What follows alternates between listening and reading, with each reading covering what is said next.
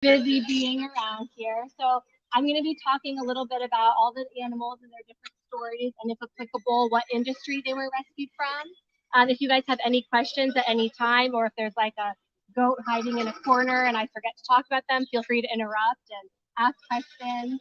If you guys want to come closer in case my allergies are kind of bad, so in case I can't get you can hear. I think this is everybody's first time here. So I'll first just talk about why the property is named Goats with Horns. So Michelle named the property to speak out like against animal agriculture. Since in animal agriculture, all the animals are dehorned. I didn't know before I became involved was that even female animals have horns. So every animal you see here, minus the birds and the pigs, should have horns attached to their head. If they don't, it was because they were dehorned before they came here, because we would never put an animal through that. They do it in animal agriculture so that the animals can't like fight back against people trying to send them to slaughter or take their babies, things like that. They're not given any sort of pain relief, and their horns aren't just like fingernails; they're actually full of nerve endings and blood vessels too. So you might be lucky enough to get like a little massage from Gibby and his horns later, and he will turn them gently. He'll be poking you. All the animals that are out are safe to be around. We have a couple that get a little crazy or ornery that we'll get to meet from the safety of a stall, like saying hi safely. Um, so another thing about horns is because they're full of blood vessels, they actually cool themselves down with their horns. And as you guys know, here in Arizona, we all have a hard enough time in the summer. But with the animals that were dehorned, we do notice them like panting a little extra and having even more of a hard time regulating their body temperature than we all do. So I guess I will talk about Gibby here first, since he is the OG of the sanctuary. So Gibby and his twin sister Gabby were the first animals that Michelle rescued. They are La Mancha goats. So like nothing happened to their ears. Sometimes people are like, oh, what's with their ears? You'll see a bunch of different breeds of goats here. We have pygmy goats, Nigerian dwarf goats. Snowy is a Saanen or Alpine, and like I said, Gibby is a La Mancha. Him and his sister were excess from the dairy industry. So instead of being slaughtered, they were saved and came here. Gibby is, like I said, the OG, so he's a little older. Every day, he also gets like a little bath because a couple years ago, he got a bad blockage. So they basically had to give him like a bladder reconstruction. And so when he goes tinkle, instead of going tinkle, it's just like constantly drips out of his new opening is under in his armpit, in his back left armpit. So because that urine can kind of drip on his fur, he gets a little bath under his tummy every day, and just to kind of keep it clean and so it doesn't get stinky. And then we also give him some like special treats after that because they don't really love the bath. It's kind of like, oh, sorry, we had to spray you down. And also just because he is older and he's battled a few different health issues over the years, we kind of want to try to keep some weight on him. You'll see like, especially like Snowy is pretty skinny. He is actually recovering from polio. Over a week ago, he suddenly went blind. He came down to polio, and it was quite the ordeal. But he is doing fine now, and he obviously gained his sight back. But you can see he's a little skinny. But also, the bigger goats, their body types just are a little bit more spindly than like the squat little ones over there. So Snowy is an alpine goat. They are used in the dairy industry. But the dairy industry doesn't have a use for males because men don't produce breast milk. So it's actually completely legal, and even ASPCA and overseas RSPCA approved to kill males of all species in the dairy industry, so like baby boy cows, sheep for like sheep milk cheese, goat cheese, with a hammer to their head as long as they're under 2 days old. And that's actually more likely to happen on the smaller farms, because some people like might know some things about animal agriculture and say, I don't, buy commercial products. I go to like a small co-op or something, and that's actually more likely to happen there because they save money from having an abater come out or taking them to slaughter. So that was what was going to happen to Snowy and his brother. When they came, they had no like fighting spirit or will to live. Snowy's now like the alpha. I'll talk a little bit about that too. But Michelle would have to drag them on a leash to try to convince them to eat. And unfortunately, his brother just never pulled through and got that fighting spirit. But as you can see, Snowy did. And even polio couldn't keep him down long. The only one that can keep him in line is our brown cow in the back. Even like our large, big cow, Norma Jean, is like, get him away from me. But he's great with people. He's just kind of a stinker to the other animals. So once we do eventually go to the back, we'll just probably want to like pet him last, just because, and we might not have that option. He might just come over to greet you, but he will claim visitors as his own. So if you go and say hi to Snowy, you cannot say hi to anybody else because he will go after them. So like I said, all the animals are safe to be around, but because goats do like to tussle and headbutt and things like that, if they start doing that while you're near them, just stand back so you don't accidentally get bumped, but they won't be like trying to, but you know, they are big. So I will mention Chico next here. You can see when Chico was dehorned, they didn't go down well enough, or they didn't, I don't want to say do a good job because it's all, you know, horrible, but he actually recently had to get his horn like refiled because it had started to grow back into his skull. We also have Butters, a Nigerian dwarf goat over there, and we say that he's like a unicorn because one of his horns still grew back even after he was dehorned. And even though, like I said, Gibby likes to like, rub his horns on people, they're always rubbing it on the fence, things like that. But like Chico and Butters, it causes them pain, so they won't do that. Whereas other ones, if you want to like rub it between their horns, they love it. Them not so much. So, so like I said, Chico here, he was one of our latest rescues. He was being given away for free on Craigslist for taco meat. It's not as popular in America to eat goats, but a lot of different cultures, goats and sheep, that's like the main or only animals that they eat. So there's a group of local animal activists who will sometimes like peruse the Craigslist free animal site to kind of see if there are any animals that they can network or rehome. And they saw Chico on there and they reached out, and it was too late. Somebody was on their way to pick him up, and they were like, we'll pay you extra, please hang on to him. So they get there, and you know, they're great people. They went from their heart, but they didn't really have a plan. All of a sudden they get home and they're like, I have to put this goat in my shed. I just live in a small house. Like, I don't know what I'm gonna do. So they're calling sanctuaries. Everyone's full. Because we are a sanctuary and not like a farm. Like if this was a farm, if we were raising these animals to slaughter, things like that, we could probably pass, you know, who knows how many thousands in here. But as a sanctuary on city limits, you have to have a certain number of square feet per animal. So we were already at capacity.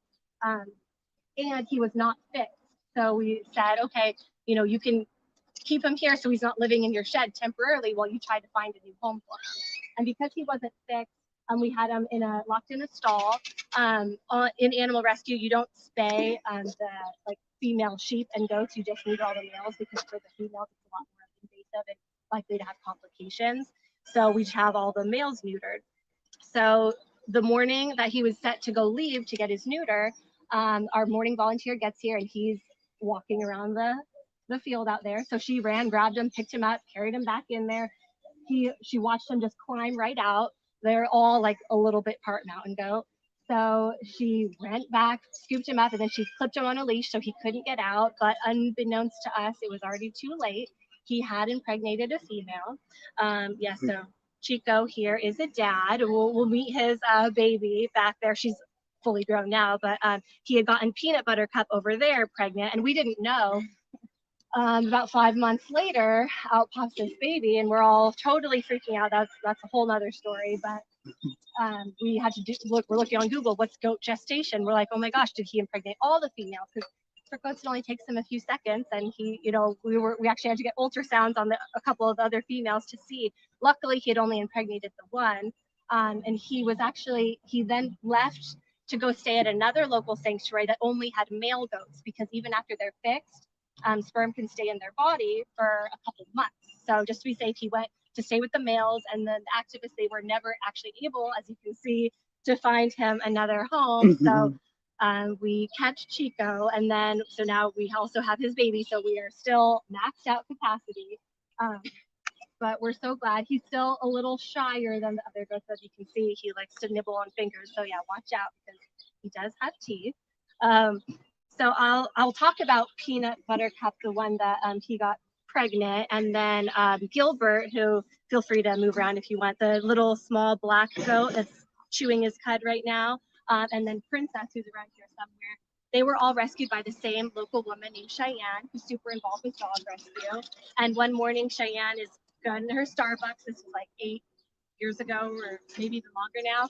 And she walks up and she sees a little girl holding tiny Gilbert, and this little girl's crying. And Cheyenne's looking around, and all of a sudden the parents walk out. She's like, "Hi, I'm sorry, can I ask, what's going on?" And they were like, "Oh, we have a small family farm, and we raise goats. We make like goat milk soap and we do our own goat cheese.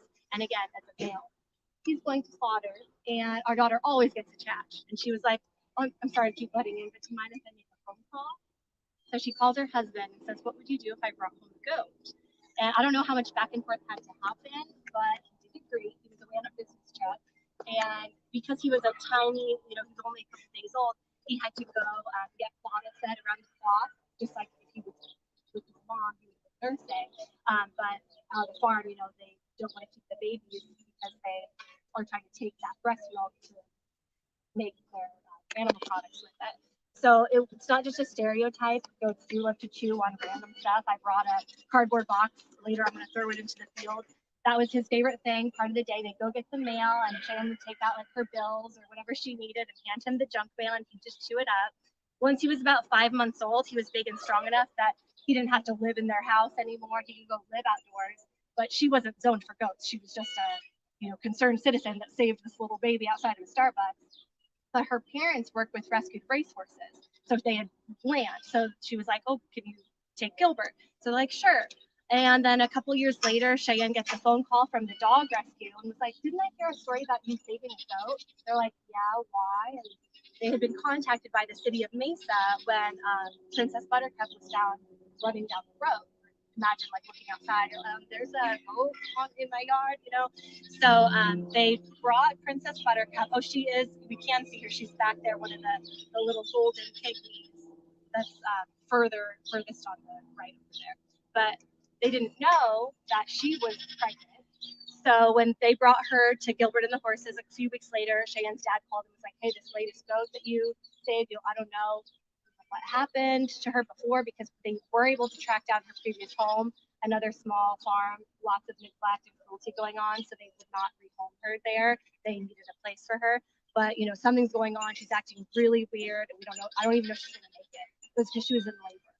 And so she gave birth to Peanut Buttercup, the one who is rubbing on the fence now. And she's very vocal. You probably hear her, yeah, that's Peanut.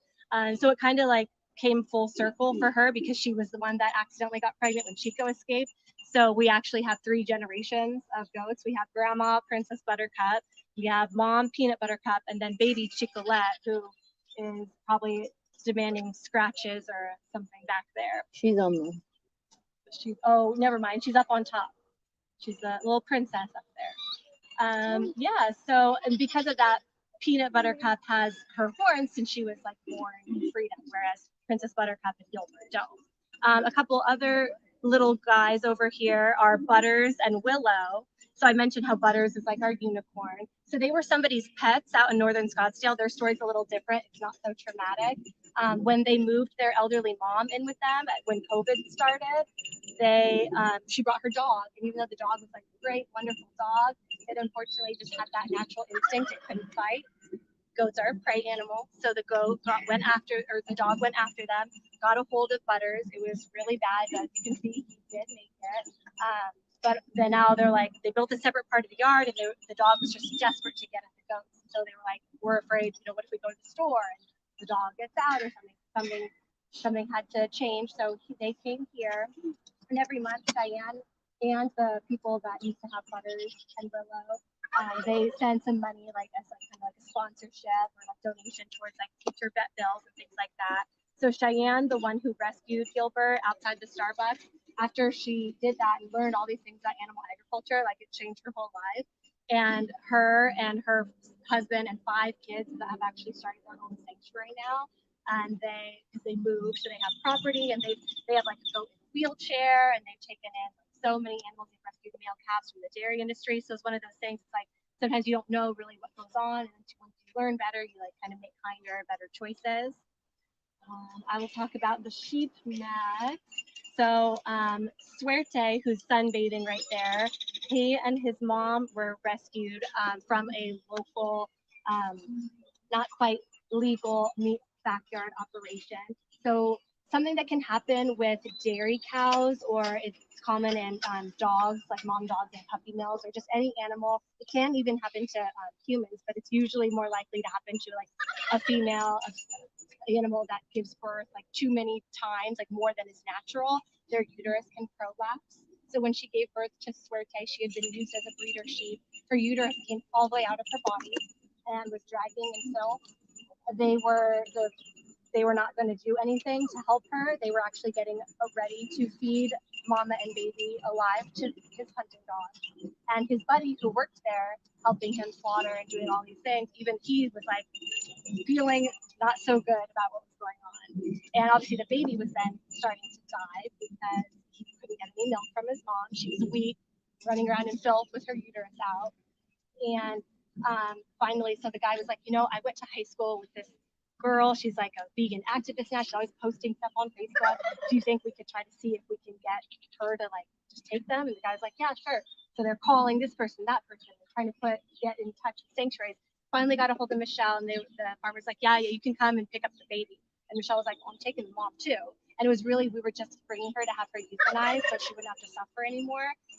But when the vet came out, they're like, somehow she's not in sepsis. So let me try some things to sew her up and cut off some dead tissue. And if she doesn't make it, if she doesn't, pull through, I'll come and put her down so she doesn't suffer. But she did make a miraculous recovery. But Suerte then still couldn't like nurse from her. So all the volunteers, we had to take turns taking him home with us, bottle feeding him, every couple hours. For the longest time, he stayed 5 pounds, like the size of a small cat. And we were nervous, he wasn't putting on weight. And then one day he finally got a hang of his bottle, and now he's almost 2.5, and he has his little sassy moments. So yeah, another like happy story of it coming full circle. And then Thomas is the black and white Dorper sheep who's laying out there too.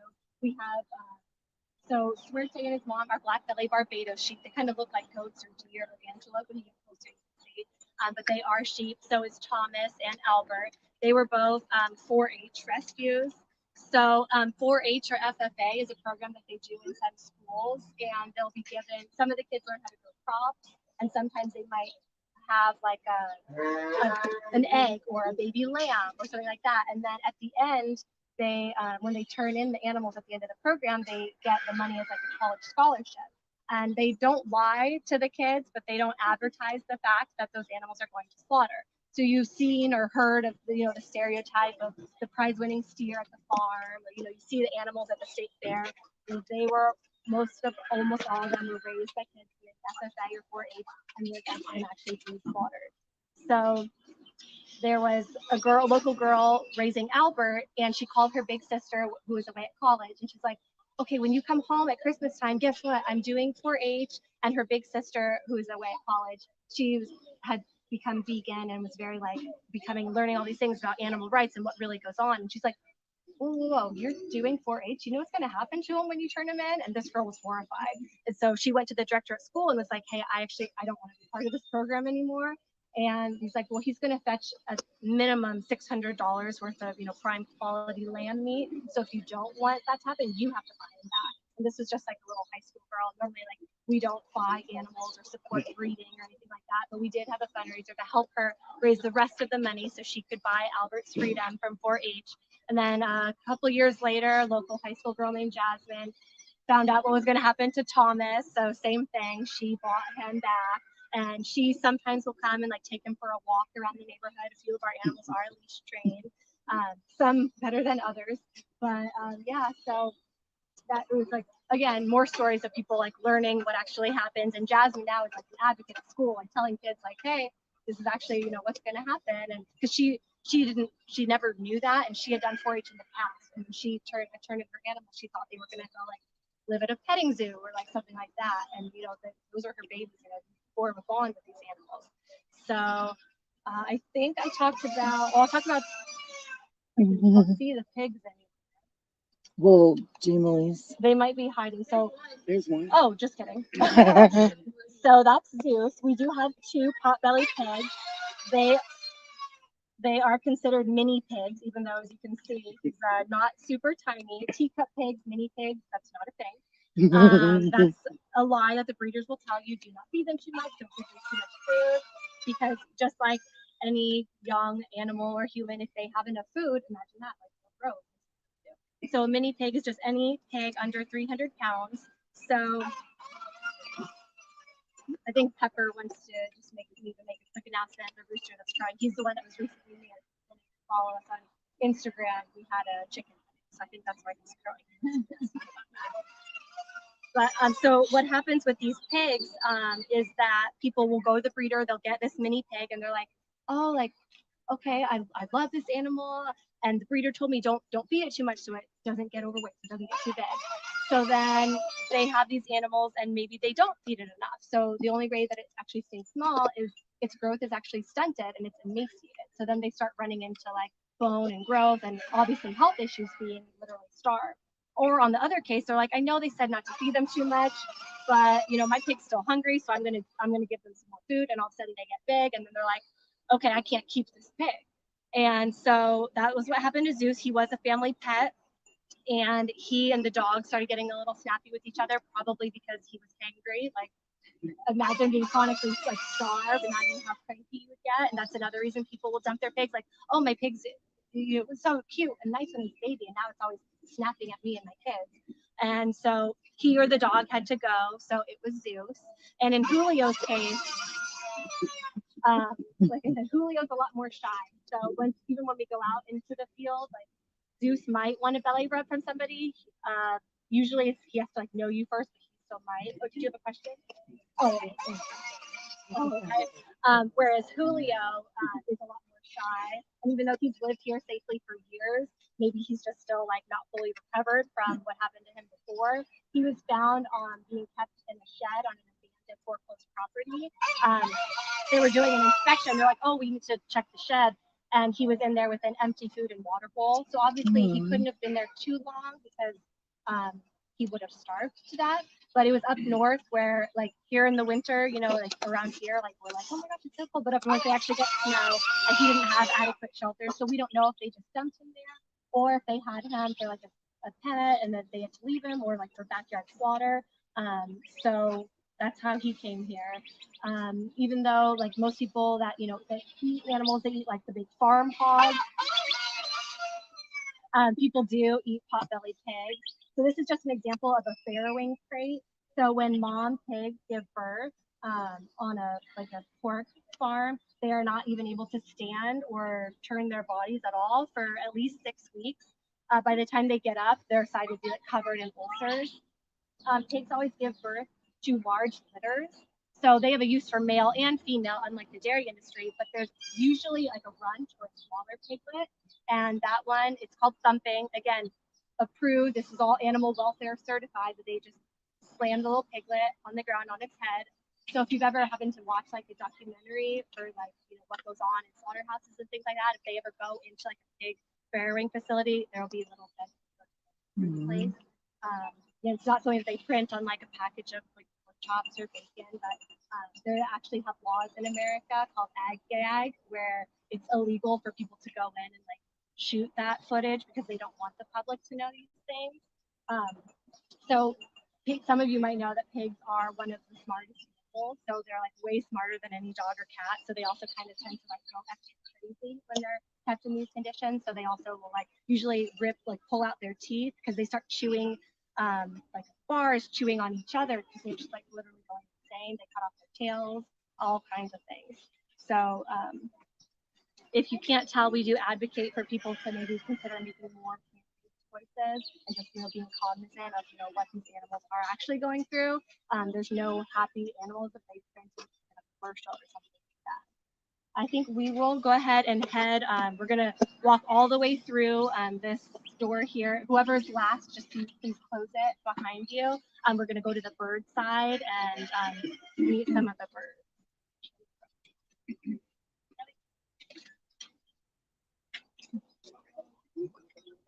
Yeah,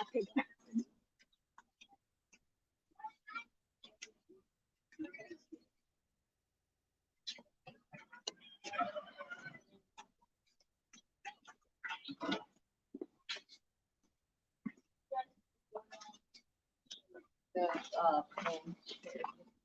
feel free to stay in the shade.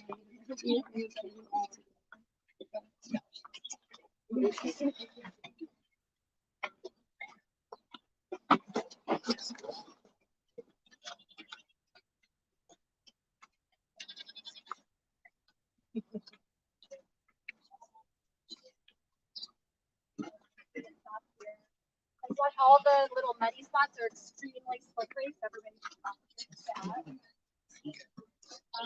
we have a bunch of coops here. Most of them are empty. We only have to lock up everybody at night because the house is off.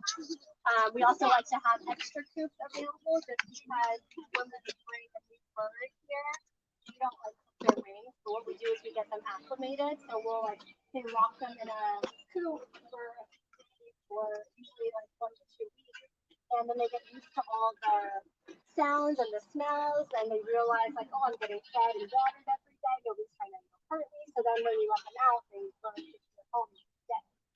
That's Poppy. She's very friendly. So if you want to go set that bag of produce on over on the table or something, you don't want to bring produce with us. They will smell it, and you will get rushed. But we will feed it at the end. Yeah, that's Poppy. So we also have to have extra cubes just because if a bird gets like sick or injured, we don't want to say like medicate all their waters. We would just want to give medicine to one bird that needs it. In America, depending on what stat, what list you find, it's between 80 and 90% of all antibiotics made in America are actually fed to livestock. And then you wonder like, oh, why is antibiotic resistance on the rise? We're literally, for people who eat animals, and especially there's a lot that they have to do with dairy, that you're ingesting a large amount of antibiotics when you ingest those products. And we don't want to contribute to that by over-medicating. We also have to be really careful about how many roosters we have. We've had 6 roosters before, and everyone got along great. But as soon as we get one that's like super protected, then we're done because they will unfortunately kill each other, and it only takes a few minutes for them to do that. Even if they haven't been like bred for cockfighting, they just have that instinct. The roosters feel like these are their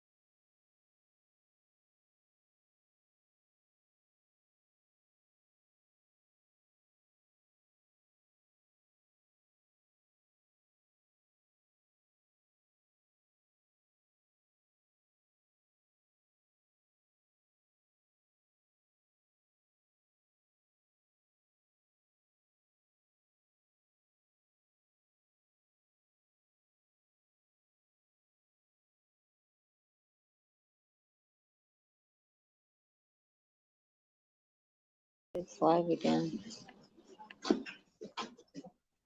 Try.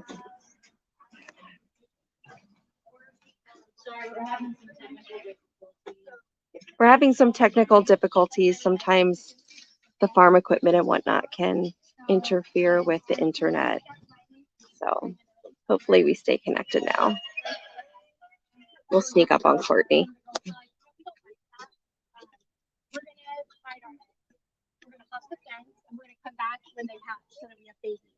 And so then we told all the neighbors, like, hey, if you see a turkey in your yard, please let us know. Just store the eggs. At that point, there was originally 3, and they came out with 5 babies. And so they didn't like that either. They started hopping multiple property lines and coming back once their babies had hatched. So we had a flock of turkeys. And even though it's a big property, it wasn't big enough for that many males. And they did start fighting. And birds, even in the wild, like they don't treat their elders kindly. If there's a chick or old bird, they just push it out of the flock and sometimes even kill it. So we had some young males just trying to kill their old auntie just because she's an old turkey now. And we were like freaking out. We tried locking up the males, even in like a really big coop. They were just pacing. It just wasn't big enough for turkeys. And so we finally, we don't normally adopt any animals out, but through our vet was out to do some post trims and we're explaining it. We don't know what to do. Like you can't just neuter a bird. So she was like, I have a couple, like friends. They are obsessed with turkeys. They have a huge property and their favorite animal is a turkey. And we're all kind of like, oh, like that's weird. But like, who are we to judge? Like for me, when I see a cow, like I'm obsessed with cows. I'm like, oh my gosh, and I'm sure everybody has an animal they think is really cute or really cool or whatever. And for them, it was turkeys. Like they came out here, they're like, oh, you beautiful boys, and they're like, like the boys. Oh, he's gone now. Oh, there he is. But when they spread their